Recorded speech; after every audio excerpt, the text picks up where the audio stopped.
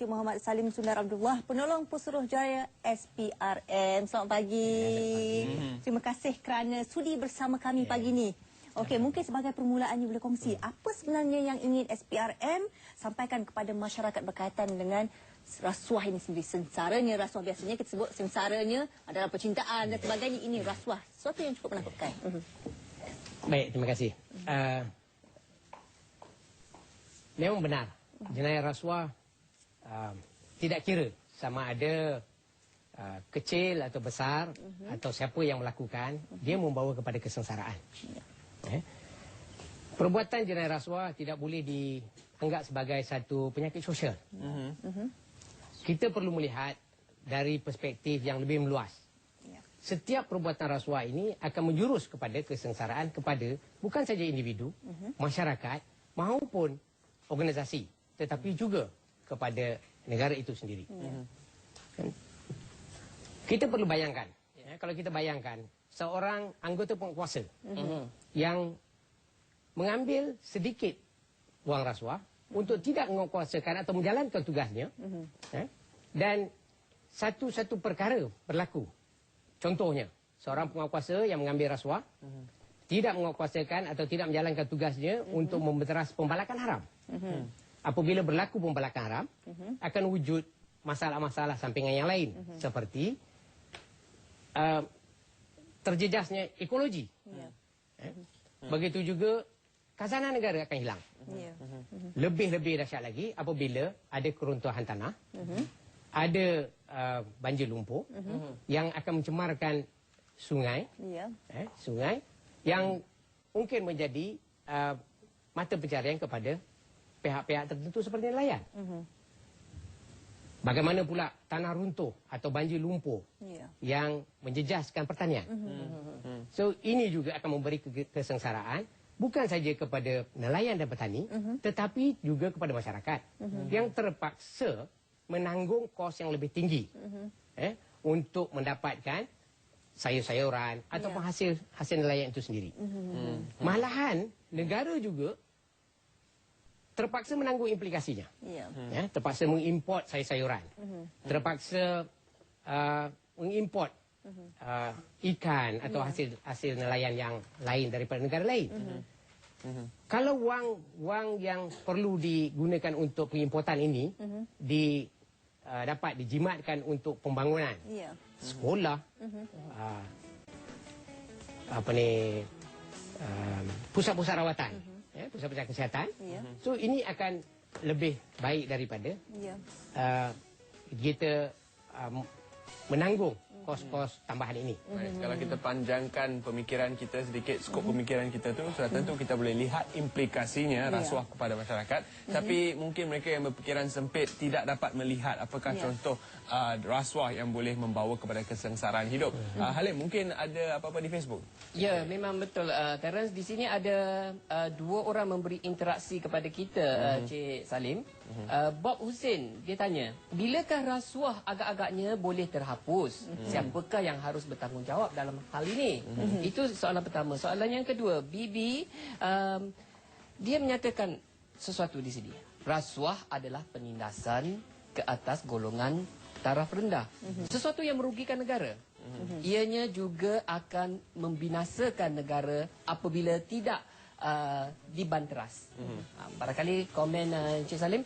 Walau bagaimanapun saya sebelum kita teruskan perbincangan, kami nak ucapkan kepada SPRM dengan sekalung tahniah kerana pada tahun 2010 SPRM telah berjaya menyelesaikan lebih daripada 70% kes rasuah dan berada di tangga ke-56 dalam senarai 178 negara yang berada di indeks persepsi rasuah. Tahniah diucapkan kepada Encik Salim dan juga tim SPRM. Terima kasih. Baik, siapa yang patut dipertanggungjawabkan? Masyarakat melihat tanggungjawab untuk membenteras rasuah ini adalah tanggungjawab SPRM. Sebenarnya persepsi ini harus dihakis. Kita perlu bertanggungjawab. Setiap masyarakat, setiap individu dalam negara ini perlu mempunyai tanggungjawab untuk memerangi rasuah. Apa yang kita boleh buat? Kita boleh membudayakan atau mewujudkan nilai dalam diri kita menolak sebarang perbuatan rasuah. Ya. Sama ada memberi atau menerima. Begitu juga, kita perlu meningkatkan integriti supaya kita dapat membendung ataupun menolak rasuah secara total. Ini akan mewujudkan kepada satu keadaan persekitaran yang bebas daripada rasuah. Ya. Ini lebih baik kepada negara kita, bukan saja kepada masyarakat tetapi kepada negara kita. Dan ini adalah satu daripada mungkin persepsi masyarakat yang sentiasa meletakkan berat tanggungjawab untuk menghapuskan rasuah di bahu orang lain. Tapi contoh-contoh kes yang mungkin kita boleh kaitkan dengan masyarakat seperti tadi, tanah runtuh, banjir lumpur dan sebagainya.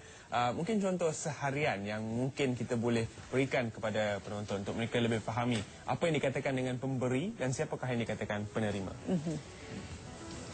Baik. Kalau kita lihat, saya ambil satu contoh. Apabila seseorang itu memandu di bawah pengaruh alkohol, bagi mengelakkan, apabila ditahan oleh seorang penguatkuasa, bagi mengelakkan dirinya diambil tindakan, cuba menyogok pegawai penguatkuasa itu. Sudahlah dia melakukan satu kesalahan atau melanggar peraturan, iaitu memandu dalam keadaan pengaruh alkohol. Dan sekarang cuba menyogok penguatkuasa supaya tindakan tidak diambil. Perbuatan dia melakukan satu perbuatan untuk menyogok pegawai itu bagi tidak mengambil tindakan terhadap dirinya, itu dikatakan rasuah, memberi rasuah. Begitu juga sebaliknya, kalau pegawai penguatkuasa itu menerima wang atau bersetuju untuk menerima wang rasuah itu untuk tidak mengambil tindakan, mengambil atau tidak mengambil, atau melakukan atau tidak melakukan satu perbuatan. Dalam keadaan ini tidak mengambil tindakan ke atas pemandu yang di bawah pengaruh alkohol. So ini dikatakan satu perbuatan rasuah. Dia menerima untuk tidak melakukan. Dan selain daripada itu ya, Encik Salim, ya, berikutan apa yang telah Puan Halim nyatakan tadi kan, tahun lepas Malaysia berada di tangga yang ke-56 daripada 178 negara dalam senarai indeks persepsi rasuah antarabangsa. Adakah ini menunjukkan yang gejala rasuah di negara kita orang kata semakin berkurangan, ataupun ianya tetap masih lagi orang kata perlukan satu pemerhatian, satu pemantauan, satu pemeriksaan, dan orang kata satu pemeriksaan yang lebih terperinci lagi? Baik. Kalau kita lihat, memang benar, negara di tangga ke-56 daripada 178 negara-negara yang menyertai dalam kajian indeks persepsi rasuah ini yang dilaksanakan oleh Transparency International. Hakikatnya kita perlu akur bahawa negara ini masih lagi tahap rasuah di negara ini masih terkawal. Kenapa saya katakan ini?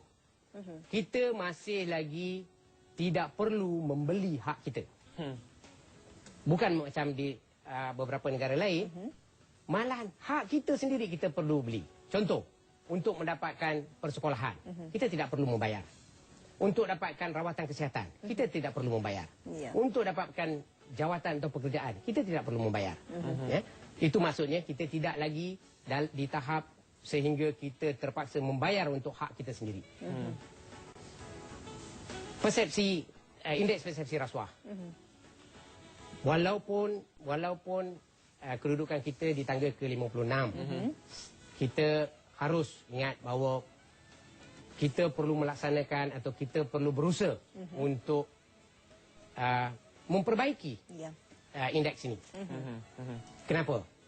Sebab masyarakat antarabangsa melihat indeks ini sebagai kayu ukuran untuk membuat pelaburan di negara-negara tertentu. Untuk itu kita tidak boleh leka kepada kedudukan 56 dan kekal di situ. Kita perlu membuat sesuatu untuk memperbaiki indeks ini supaya pelabur-pelabur asing atau masyarakat antarabangsa melihat negara ini sebagai sebuah negara yang boleh bebas daripada rasuah dan boleh membuat pelaburan di negara ini. Ia akan memberi banyak manfaat kepada negara. Terima kasih Encik Muhammad Salim kerana sudi bersama kami. Dan kita akan berehat seketika. Kita kembali bersiaran bersama anda. Selamat pagi, Satu Malaysia sebentar lagi selepas Warta 9.